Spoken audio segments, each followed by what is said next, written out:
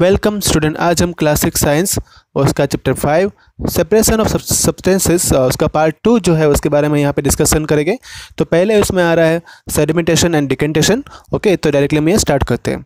Have you seen pulses being washed in your home? When pulse are kept in bowl of the water they settle down as they are heavy. जब भी हम pulses को कोई घर पे एक bowl में रखते हैं और पानी में डुबा देते हैं तो क्या होता है कि वो नीचे डूब जाते हैं। ऐसा क्यों? क्योंकि वो हैवी होते हैं।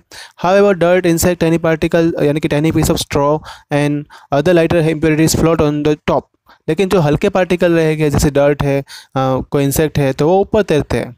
The water which contain this impurity is then poured out and discarded. जो ऐसा पानी ऐसे इम्प्योरिटी मतलब अशुद्धियाँ रखता होगा उसमें उसको बाहर निकाला जाएगा। और जो this process involve in two methods, sedimentation and decantation. अब यहाँ से जब हम पानी को बाहर निकालते हैं तो आधी जो हैवी इम्प्योरिटी होगी वो नीचे रह जाएगी और जो हल्की इम्प्योरिटी होगी वो ऊपर तैरती हुई नजर आएगी। तो इसमें से हमें दो तरीके से उसको अलग करना है। ठीक है, तो पहली स्लाइड उसमें आ रही है सेडिमेंटेशन के बारे में। तो process of separating the insoluble solid suspended in liquid bye allowing them into settle down is called sedimentation.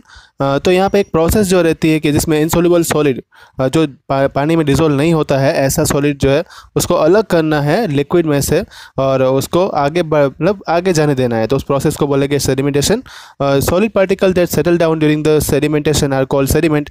जो सॉलिड पार्टिकल मतलब जो हैवी पार्टिकल जो था राइट वो नीचे जो है सेटल डाउन हो जाएगा, मतलब नीचे बैठ जाएगा उस सेडिमेंटेशन प्रोसेस के टाइम पे, उसको बोलेंगे सेडिमेंट्स। और process of pouring out the clear upper liquid bye without disturbing the sediment is called decantation. तो एक फिर नेक्स्ट प्रोसेस ये रहेगी कि हमें क्लियर अपर लेवल को जो लिक्विड का जो था उसको बाहर निकालना है विदाउट डिस्टर्ब नहीं करना है। किसको? सेडिमेंट जो ऑलरेडी नीचे डूबे हुए पार्टिकल है उसको डिस्टर्ब किए बिना हमें ऊपर का लेवल का पानी जो है उसको बाहर निकालना है, तो उसको बोलेंगे डिकेंटेशन। यहाँ पे जब सेडिमेंटेशन होता है तो उसके जो फिगर दी हुई है कि कैसे एक्चुअली में पार्टिकल जो है सो हैवी पार्टिकल नीचे सेटल डाउन होते हैं और बाकी का जो लिक्विड जो बचता है वो यहाँ पे बताया हुआ है। नेक्स्ट यहाँ पे डायग्राम जो दिया हुआ है उसमें डिकेंटेशन प्रोसेस में जो विदाउट डिस्टर्बिंग सेडिमेंट हम ऊपर का लेवल का पानी जो निकाल रहे हैं। तो दोनों ही डायग्राम हमें क्लियर बताता है कि किस तरह से ये प्रोसेस को हम अलग अलग जो है डिफाइन कर सकते हैं। नेक्स्ट यहाँ पे एग्जांपल दिया हुआ है कि liquid above the sediment is called supernatant. और यहाँ पे मतलब कि जो सेडिमेंटेशन हम कर रहे थे तो ऊपर का जो लिक्विड बचा हुआ था उसको क्या बोला गया था? सुपरनेटेंट। और mixer of the sand and water can also be separated by sedimentation and decantation. मतलब कि अगर हम रेत और पानी का जो मिक्सर बना दे और उसको अलग करना है तो हम ये प्रोसेस यूज़ कर सकते हैं।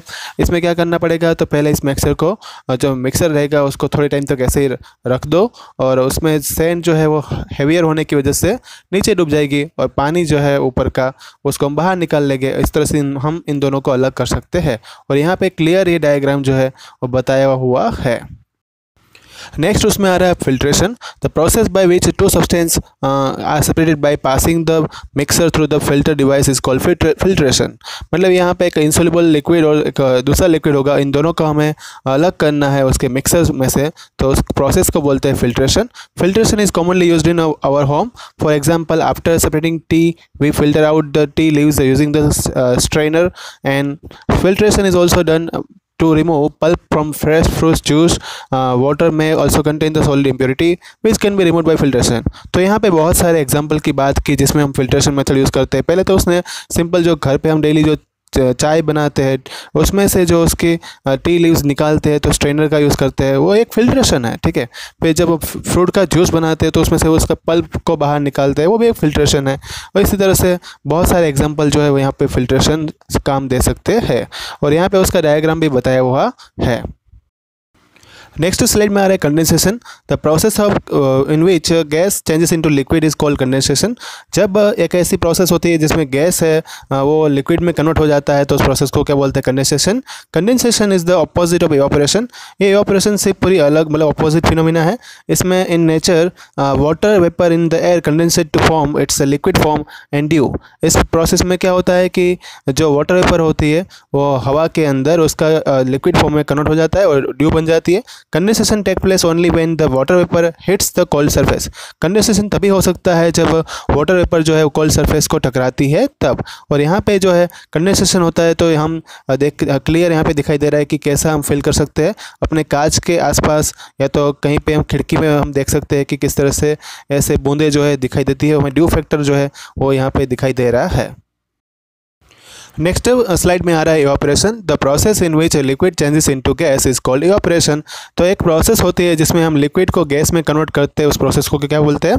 Evaporation. In this method the mixer is heated. इसमें मिक्सर को गर्म किया जाता है और liquid part of the mixer evaporate. उसमें से जो लिक्विड वाला पार्ट होगा वो हवा में मतलब वेपराइज हो जाएगा और सॉलिड पार्ट है वो वहीं पे बचेगा, मतलब जो सॉल्यूशन होगा उसमें नीचे रहेगा, वो कहीं पे इवापोरेट नहीं होगा उसका मतलब। और for example mixer of the common salt and water can be separated by evaporation. हाँ, अगर हमें नमक जो होता है और पानी को अलग करना है तो उसके लिए जो मेथड यूज होती है वो इवापोरेशन मेथड है। In fact evaporating sea water is the one of the oldest way of obtaining salt. तो इसी तरह से जो समुद्र का पानी जो होता है उसमें नमक जो हमें उसमें से हम निकालते हैं उसमें भी इवापोरेशन मेथड का यूज़ होता है, क्योंकि पानी जो है वो यहाँ पे पिक्चर बताया हुआ है कि किस तरह से पूरा नमक बनता है। ओके, तो वो पूरा दिन जो है समुद्र की जो ऊपर सूरज की रोशनी गिरती है और जो सी वाटर है उसमें से पानी जो है वो इवापोरेट हो जाता है, जो नीचे जो बचता है वो सॉल्ट बचता है जो समुद्र में ऑलरेडी डिजोल्व हो चुका है, और उसको भी फिर फिल्टर करके हम डायरेक्टली उसका खाने में नमक का यूटिलाइज़ कर सकते हैं। और इसी तरह से पूरा नमक जो है प्रिपेयर होता है। यहाँ पे कंपनी भी है टाटा सॉल्ट जो अपने गुजरात की है, वो इसी तरह से नमक बनाती है और इसको एक्सपोर्ट भी करती है दूसरे कंट्री में। नेक्स्ट स्लाइड में आ रहा है solution and solubility. When some salt is added to water, जब हम कुछ सॉल्ट है वो पानी में डालेंगे एंड स्टीयर्ड उसको हिलाएंगे तो सॉल्ट डिसअपियर, जो सॉल्ट है वो गायब हो जाएगा। This is because salt has dissolve in water. तो इसका मतलब ये होता है कि पानी में जो सॉल्ट हमने डाला था वो पूरा डिजोल्व हो चुका है, मतलब पूरा घुल गया है। अब नेक्स्ट स्लाइड में आ रहा है dissolving is a change where substances mix completely with liquid by have been added to it. Dissolving मतलब घुलने का मतलब ये होता है कि कोई भी सब्सटेंस जो है वो कंप्लीटली पूरी तरीके से लिक्विड जो दिया होगा उसमें मिक्स हो जाएगा, उसको क्या बोलते हैं? डिजोल्व होना। Not all substance dissolve in water. सभी सब्सटेंस जो है वो मतलब सभी जो अलग अलग कैटेगरी के रहते हैं वो पानी में डिजोल्व नहीं होते हैं। Only substance in salt dissolve in water like salt and sugar dissolve in water are known as a soluble substance. पानी में सॉल्ट मतलब नमक है, कोई शुगर है, ऐसे सॉल्यूशन ही पानी में डिजोल्व हो सकते हैं और उसको सोल्यूबल सब्सटेंस बोलते हैं। Substance like chalk and sand do not dissolve in water. Chalk और सैंड जो है पानी में डिजोल्व होते नहीं है, तो उसको क्या बोलेंगे? Insoluble substances. नेक्स्ट स्लाइड में आ रहा है the substance that dissolve is called solute and substance is which is solute dissolve is called solvent.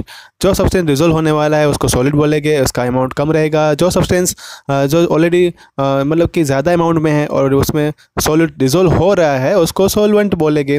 Resulting mixer is called solution. और पूरे जो दोनों के मिक्स हो जाते हैं, मतलब सॉल्यूट और सॉल्वेंट दोनों एक दूसरे के साथ मिक्स हो जाते हैं, उसके बाद जो मिक्सर बनता है उसको बोलते हैं सॉल्यूशन। तो हम कह सकते हैं कि solute plus solvent is equal to क्या बनेगा? सॉल्यूशन। और एक एग्जांपल दे तो यहाँ पे शुगर प्लस वाटर होगा तो क्या बनेगा? शुगर का सॉल्यूशन। इसी तरह से अगर हम सैंड और वाटर लेंगे तो सॉल्यूशन बनेगा नहीं, क्योंकि वो सैंड उसमें डिजोल्व नहीं होती है। और यहाँ पे दोनों का एग्जांपल दिया हुआ है। नेक्स्ट स्लाइड में आ रहा है saturated solution. If we keep adding the spoonful of sugar to water and stir the solution each time. अगर हम यहाँ पे एक चम्मच जितनी शुगर ले और पानी में उसको मिक्स करके हिलाते रहे तो क्या होगा? हम देखेंगे कि इसमें जो ग्रेन है, मतलब शुगर के जो कण हो गए थोड़े छोटे छोटे, वो बॉटम मतलब कि सॉल्यूशन के नीचे भाग में चले जाएंगे। और एक टाइम ऐसा आएगा कि हम ज़्यादा चीनी जो है उसको घुला नहीं पाएंगे, मतलब डिजोल्व नहीं करा पाएंगे। तो हम कह सकते हैं कि जो सॉल्यूशन बनता है वो सैचुरेटेड सॉल्यूशन बनता है, क्योंकि सैचुरेटेड सॉल्यूशन में हम ज़्यादा सॉलिड को डिजोल्व नहीं करा पाएंगे। अब नेक्स्ट स्लाइड में आ रहा है saturated solution is the solution in which no more solid can be dissolved. मतलब कि सैचुरेटेड सॉल्यूशन ऐसा सॉल्यूशन था जिसमें हमने देखा कि सॉलिड को हम ज़्यादा डिजोल्व नहीं करा पाएंगे। But what if we heat the solution, मानो कि हम उसको अब गर्म करते हैं तो can we then resolve that extra sugar present in the saturated solution. क्या हम उसको गर्म करने के बाद थोड़ी शुगर को अंदर रिजोल्व करा पाएंगे? तो उसका आंसर आता है yes. We can increase the solubility of the solid by heating the solution. अगर हम ज़्यादा उसको गर्म करते हैं तो ऐसा हो सकता है कि सॉल्यूशन में जो सोलबिलिटी है, मतलब शुगर जो है वो ज़्यादा हम डिजोल्व करा सकते हैं। Solubility is ability of substance to get to dissolve in a given liquid. Solubility जो है एबिलिटी होती है सब्सटेंस की, जिसमें हम ज़्यादा दिए हुए लिक्विड में उसको हम डिजोल्व करा सकते हैं। Quantity of the substance that can dissolve in hot water is much more as compare to cold water. तो गर्म पानी में जो सॉल्यूट को डिजोल्व करने की एबिलिटी होगी वो ठंडे पानी के कंपैरिजन में ज़्यादा होगी। There are some other factors that increase the solubility of solute. ऐसे दूसरे फैक्टर भी होते हैं जिस तरह से हम जो सॉल्यूट है उसकी सॉल्युबिलिटी इंक्रीज कर सकते हैं। तो ये था यहाँ पे पार्ट 2। तो हमने यहाँ पे देखा बहुत सारी मेथड देखी, सेडिमेंटेशन है, डिकमेंटेशन है, सॉल्यूशन है, सॉल्यूट क्या होता है, सॉल्वेंट क्या होता है, सॉल्यूशन क्या होता है। ओके, तो इसको 2-3 बार रिवाइज करोगे तब ये जाके चैप्टर याद रहेगा। केमिस्ट्री का लेसन है, और कोई डाउट है तो मुझे यहाँ पे नीचे कमेंट बॉक्स दिया हुआ है, वहाँ पर मुझे बता देना। व्हाट्सएप पर आपको होमवर्क सेंड कर दिया जाएगा, रिवाइज करते रहना। Thank you all.